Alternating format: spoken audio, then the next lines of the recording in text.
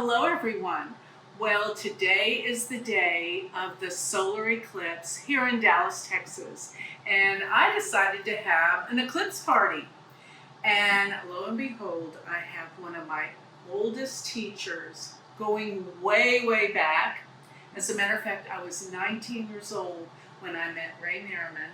Yes. He came to Dallas to do a conference. It was a weekend workshop, but it was intense. Yeah. You did the evolutionary Right. astrology. That was when I first love started that that book. material. Yeah, back in the Yes. Yeah, we won't date it, but it Yeah. was one of the first But- periods in my life when I was into the spiritual side of astrology, even before finances. I know. Yeah. I know that book was awesome. It's like we charted the eclipse. Yes, Actually, the eclipse path, dealing the with the prenatal eclipse eclipses, path. the prenatal eclipse before you were born. Yeah, what were the planets nearby and what were And the planets surrounding the moon? It was brilliant. Thank you. It was brilliant because the whole concept was where this eclipse full path was over right before you were born. Yeah. That's where your last lifetime was. That was the theory. Yeah. And guess where mine was?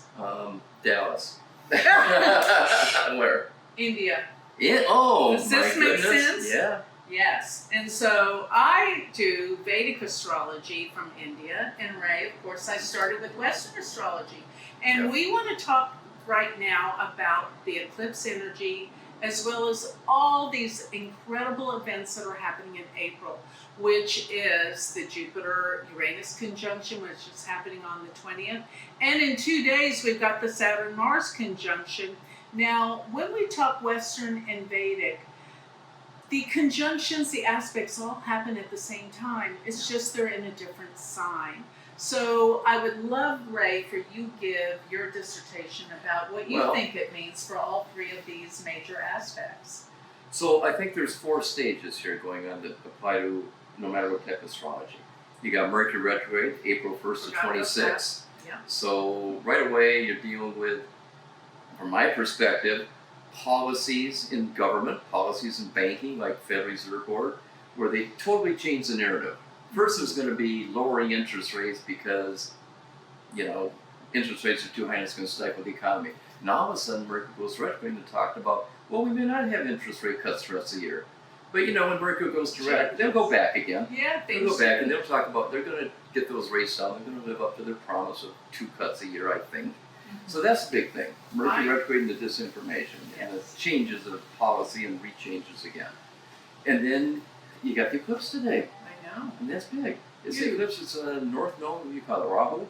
Yes. Rahu With eclipse. North. I happen to like Rahu eclipses. I understand they give, but with the price. Yeah. That's how I say Rahu gives. And this is an intense one because it's not only an eclipse with Rahu, but it's also an eclipse with Chiron. Wow. See, That's I big, haven't yeah. looked at Chiron. And Chiron is a wounded healer. Yes. Well, in order to heal, you got to get wounded. And it's in Aries. And 2 days after this, we're going to have the Mars-Saturn, right? Which is a warlike rhetoric Right. in Aries with the eclipses in Aries. So there's a lot of Martian energy going on. There is. And then, as you point out, Joni, you've got the Jupiter-Uranus coming up, which is the biggest aspect of the year, 14-year cycle. Oh my God, it's amazing. It's a magnet. Yeah. It's like pulling all the markets to new heights. Uranus hates boundaries. Yes. It doesn't see a boundary that it doesn't want to break. That's right. So here we got all-time Very highs in the Dow, unconventional. Bitcoin, gold, silver's making a 3-year high, copper's the highest price in 1 or 2 years, and crude oil is breaking out to the highest this year. All these breakouts are happening, which is Uranus. I think it continues. I think this Jupiter-Uranus continues acting like a magnet to the markets. I agree. And one thing I didn't mention is Ray is a financial astrologer. He is, the tops in his field in this. So when he talks about the economy, I pay attention. You know your stuff. You've been doing it for quite some time. I've been very fortunate with that. I think right after evolutionary astrology, I got introduced to markets by my clients who wanted me to see if there's a correlation with stock markets. And then I met Walter Bresser from Arizona, whose partner, Jimmy, business partner, is here tonight at our party that you're hosting. Really? And he got me into gold. And that became the basis of my first book, the Gold Book. Yeah. Cosmic Correlations of Gold Price. The first quantitative study done on planets with the markets. We had a lot of moon studies, but nothing with planet studies. This is so perfect and so And that's around the time real. I met you. Yeah. In the late 70s, early 80s, Right. something like that. Because that was my transition from evolutionary to financial. And I still adhere to the principles of evolutionary astrology. It's a spiritual path. Right. You know, you are, every moment of time is its own unique quality.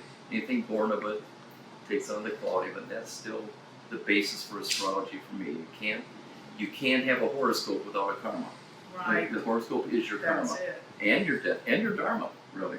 It's both. 100%. Yeah. Absolutely. And you went that path, and Yes. you've done really, really well. You've become a world-renowned astrologer in the spiritual field. Right, with the Vedic astrology, yes. And I moved on to the financial. And I love financial because it's one of the few studies where you can get objective data, where you're not looking at something subjective. I mean, every day the world is making they're in the market, so you get highs and lows based on emotions. It's not subjective, it's objective data, and that's what attracted my Virgo rising, whether you're Vedic or not. Yeah. My Virgo rising, and you want to analyze it. I want to analyze it. Sure. I enjoy it, seeing how these things fit together in patterns. That turns me on, and it's nice, you make money from it, but it wasn't the money that drove me. It was the symmetry. I totally I love understand. that. It's just a challenge. It's like putting puzzles together. I totally get that. Yeah. I do the same thing. I love the puzzles. I I know you love do. figuring it all out. And, with the Vedic, I'm looking more at not so much the financial, which the financial is everything. Money makes the world go round. It really does. It's important as food and air. It is. You really need to is. have I it. mean, You that's can't survive in this society, in this world, absolutely. if you don't have financial support. I mean, it's so much easier to make choices in your life, spiritually, psychologically, ethically, if you have financial security. I agree. So it's important. It is very important. Yeah. Listen to that sound. These are the sounds we hear when eclipses go on. It's true. I always tell my clients that. I always say, you hear more sirens when there's an eclipse. And here it is. I mean, just what I say. Because they're so intense. Now, especially in Aries, right? Exactly. Well, I'm Aries looking and at Western it anyway. Yeah. And Mars, Saturn, either way. Well, we've got a little reversal here, which is very interesting because the eclipse is in Pisces, but the Jupiter Uranus is in Aries for us. Right. So there's this new beginning with the. I look at Jupiter Uranus as a new beginning, the awakening. That's what Uranus is to me, the new awakening. Yeah. And so in Aries, it's a new beginning, Yeah. but the eclipse being in Pisces means the old is dying, the old is going away for the new beginning, because Pisces is the very last sign of the zodiac. Pisces it's even in the last nakshatra, the 27th nakshatra, which means endings, opening up for the new, for the Jupiter-Uranus great awakening. And then between that, we've got in a few days the Saturn-Mars conjunction, which means that is like, boom, they come together. And force and resistance. Force. This is the immovable and it's incredible. Powerful force and the immovable object, and they just butt heads. They do. But you know something about people that have the Saturn-Mars conjunction in the birth chart, they never give up. It is They better not. Yeah. Because, and you better not rely on anybody else to do things for you. I mean, if you want something done, you got to do it yourself. And Mars and Saturn is desire to get something done. And Saturn says, I can't rely on anybody else. I have to be self-sufficient. That's exactly right. So, put those together, and what do you get? You get a successful person in the Right. long run because they don't give up, and their diligence and persistence are going to see it through to the end. Yeah. So I think this is a little bit of the energy that we're experiencing. Regardless what sign they're in, it's just those energies of Mars and Saturn. Yeah. It's so powerful. I think the lesson there is, you can choose a path of getting it done if you want to do it yourself, or you can choose a path of frustration you want by relying on other people who are going to delay you. Yeah. So you got your choice. Do it yourself or put your dependency on somebody else who's probably not going to do as well as you do. I agree. That's true.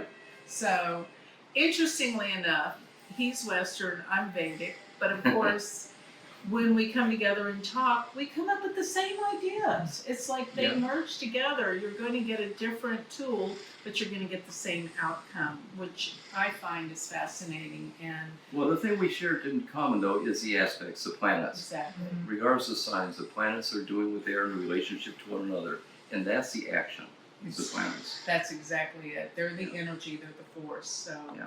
Yes, I'm glad we had this talk I together. am too, Joni. This Thank is you for having me. wonderful. Yeah, I'm All so right. glad. The energy's so intense right now. We thought we needed to come together and relate and see what we could find together, how everything's merging and everything's changing. The world is changing, and for the better. That's what I believe, don't you, Ray? I'm very hopeful about the future once we get past what I call the Aries vortex. Okay. When Saturn and Neptune conjunct together, I think that's Yeah, that's what, about May or around March through May. February of 2026, give or What's take that? a year. That to me is the bottom of this divisiveness. Okay. Started with the Jupiter-Saturn conjunction, Mm-hmm. ends with the Saturn-Uranus conjunction, 2020-2032, the midpoint 2026, Saturn-Neptune. I think that's the bottom, and I'm very hopeful after that we start coming together as a world community. I am too. Yeah. So it's not that far away. No, We can do we've it. been through it this long, we can be patient another year or two. Exactly. Yeah.